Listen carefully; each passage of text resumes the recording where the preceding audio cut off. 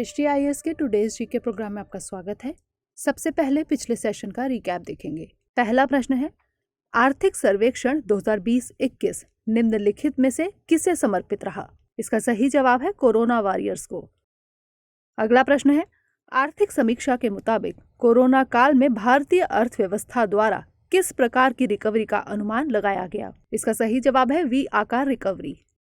अगला प्रश्न है, आर्थिक समीक्षा में भारत ने 4 पिलर स्ट्रैटेजी को अपनाने की बात कही है। निम्नलिखित में से कौन सा पिलर इसमें शामिल नहीं है? इसका सही जवाब है इनोवेशन। अगला प्रश्न है, आर्थिक समीक्षा 2020-21 में वित्तीय वर्ष 2021-22 के लिए वास्तविक जीडीपी कितनी अनुमानित की गई है? इसका सही जवाब है 11.0%। अगला प्रश्न है, आर्थिक सर्वेक्षण के मुताबिक इमर्जिंग मार्केट्स में कौन सा एकमात्र ऐसा देश है जिसे 2020 में इक्विटी के रूप में FII यानी फॉरेन इंस्टीट्यूशनल इन्वेस्टर प्राप्त हुआ है? इसका सही जवाब है भारत। अगला प्रश्न है, आर्थिक समीक्षा के अनुसार वित्तीय वर्ष 2021 में करंट अकाउंट सरप्लस जीडीपी का कुल कितना फीसद रहेगा? इसका सही जवाब है 2%। अगला प्रश्न है, आर्थिक समीक्षा 2020-21 में निर्यात को बढ़ावा देने के लिए PLI योजना की चर्चा की गई है। PLI योजना से तात्पर्य है, इसका सही जवाब है प्रोडक्शन लिंक्ड इंसेंटिव। अगला प्रश्न है, वित्तीय वर्ष 2021 के लिए कृषि एवं संबद्ध क्षेत्र की ग्रोथ रेट कितनी अनुमानित की गई है? इसका सही जवाब है 3.4%। अगला प्रश्न है, भारत की राजकोषीय नीति के संदर्भ में आर्थिक समीक्षा 2020-21 में एक निर्भय मन धारणा का जिक्र किया गया है। इस धारणा का संबंध निम्नलिखित में से किससे है? इसका सही जवाब है रविंद्रनाथ टैगोर। अंतिम प्रश्न है, आर्थिक समीक्षा 2020-21 के मुताबिक निम्नलिखित में से कौन सा देश एक प्रमुख निर्यातक के रूप में उभर रहा है? इसका सही जवाब है बांग्लादेश। शुरुआत करते हैं आज के सेशन की। सबसे पहले देखेंगे अभ्यास प्रश्न। महात्मा गांधी जी की पुण्यतिथि को निम्नलिखित में से किस दिवस के रूप में मनाया जाता है? अहिंसा दिवस, शहीद दिवस, शांति दिवस या फिर समता दिवस? इसका सही जवाब है ऑप्शन बी, शहीद दिवस। महात्मा गांधी जी की पुण्यतिथि को शहीद दिवस के रूप में मनाया जाता है। यह दिवस हर साल 30 जनवरी को मनाया जाता है। आपको बता दें, 30 जनवरी 1948 को नाथूराम गोडसे ने गोली मारकर महात्मा गांधी जी की हत्या कर दी थी। तो इस तरह इस प्रश्न का सही जवाब है ऑप्शन बी। हमारे वीडियो अंग्रेजी में देखने के लिए फॉलो करें हमारा ही दूसरा यूट्यूब चैनल दृष्टि आईएएस इंग्लिश। आज के सेशन का पहला प्रश्न है, खाद्य एवं पेय पदार्थों की श्रेणी में पश्चिम भारत के लिए पावर वुमेन अवार्ड 2020 किसने जीता है? सोनल बमेरचा, सांते स्पा, मनीष पॉल या फिर दिलीप कुमार? इसका सही जवाब है ऑप्शन ए, सोनल बमेरचा।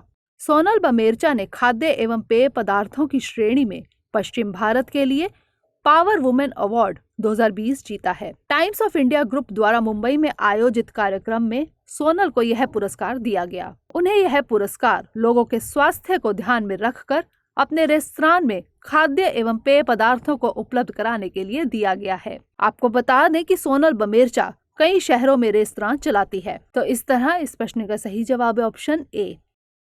अगला प्रश्न है, हाल ही में भारतीय तटरक्षक बल का स्थापना दिवस मनाया गया।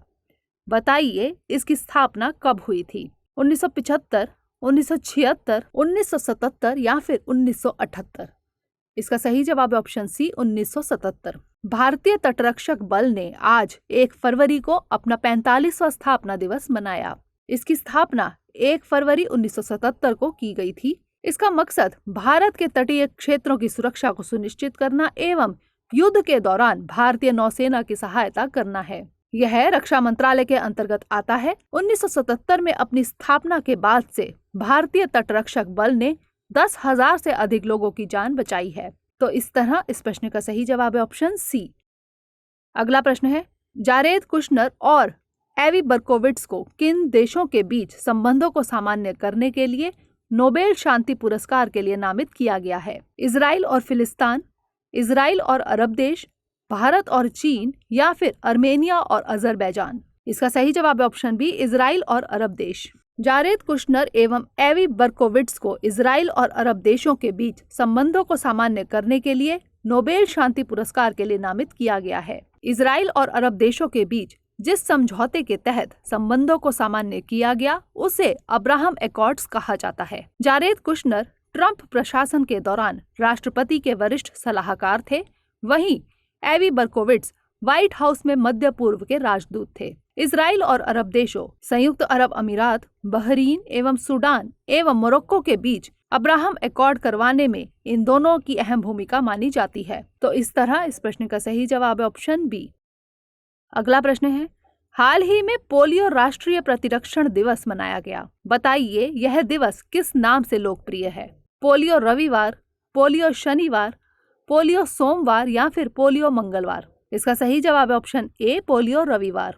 भारत के राष्ट्रपति ने 2021 के लिए देशव्यापी पल्स पोलियो कार्यक्रम की शुरुआत की। यह कार्यक्रम 3 दिनों तक चलेगा। इसके तहत 5 साल से कम उम्र के लगभग 17 करोड़ बच्चों को पोलियो की खुराक पिलाई जाएगी। इस कार्यक्रम की शुरुआत पोलियो राष्ट्रीय प्रतिरक्षण दिवस की पूर्व संध्या यानी 30 जनवरी को की गई।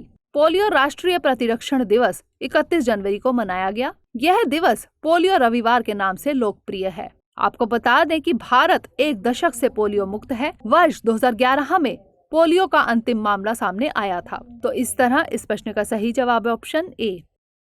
अगला प्रश्न है, हाल ही में बिहार में पिंक परेड 2.0 का आयोजन किया गया। इसका मकसद क्या था? तपेदिक के प्रति जागरूकता फैलाना, एड्स के प्रति जागरूकता फैलाना, स्तन कैंसर के प्रति जागरूकता फैलाना या फिर कोविड-19 के प्रति जागरूकता फैलाना? इसका सही जवाब है ऑप्शन सी, स्तन कैंसर के प्रति जागरूकता फैलाना। हाल ही में बिहार के पटना साइंस कॉलेज में पिंक परेड 2.0 का उद्घाटन किया गया। इसका मकसद स्तन कैंसर के प्रति जागरूकता फैलाना है। यह अभियान माह भर तक चलेगा। इस परेड का आयोजन गुलमोहर मैत्री द्वारा किया गया।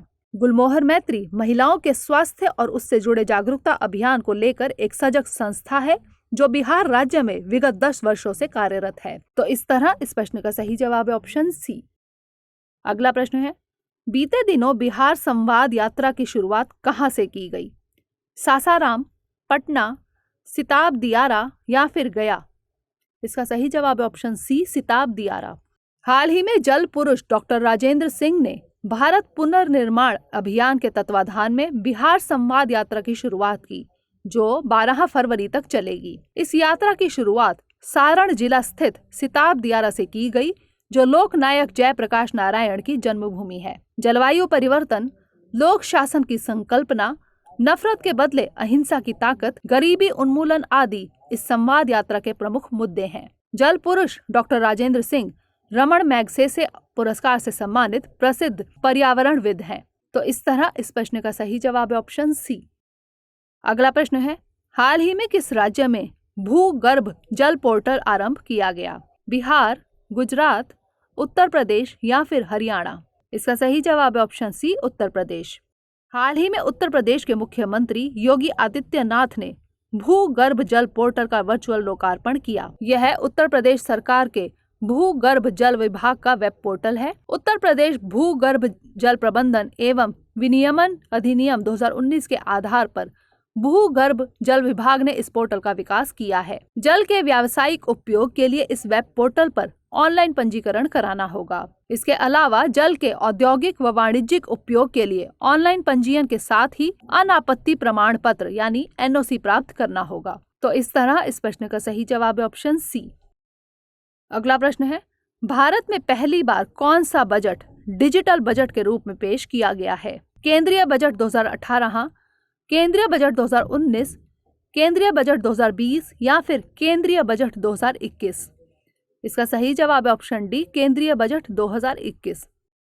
भारत में पहली बार केंद्रीय बजट 2021 डिजिटल फॉर्म में पेश किया गया। केंद्रीय वित्त मंत्री निर्मला सीतारमण ने टैबलेट से बजट पेश किया। वित्त मंत्री ने यूनियन बजट मोबाइल ऐप भी लॉन्च किया है। इस मोबाइल ऐप के जरिए सांसद एवं अन्य लोग बजट को आसानी से पढ़ सकते हैं। तो इस तरह इस प्रश्न का सही जवाब है ऑप्शन डी। अगला प्रश्न है, खबरों में रहा हुआलॉन्ग 1 किस देश का नाभिकीय रिएक्टर है? जापान, चीन, तुर्की या फिर रूस? इसका सही जवाब है ऑप्शन बी, चीन। चीन के हुआलॉन्ग 1 नाभिकीय रिएक्टर ने वाणिज्यिक संचालन शुरू किया है।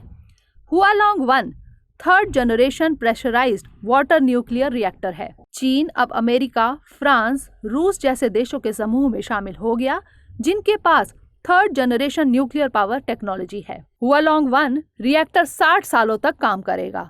तो इस तरह इस प्रश्न का सही जवाब है ऑप्शन बी। अंतिम प्रश्न है, प्रधानमंत्री आत्मनिर्भर स्वस्थ भारत योजना है केंद्रीय क्षेत्रक योजना, केंद्र प्रायोजित योजना, राज्य प्रायोजित योजना या फिर उपर्युक्त में से कोई नहीं। इसका सही जवाब है ऑप्शन बी, केंद्र प्रायोजित योजना।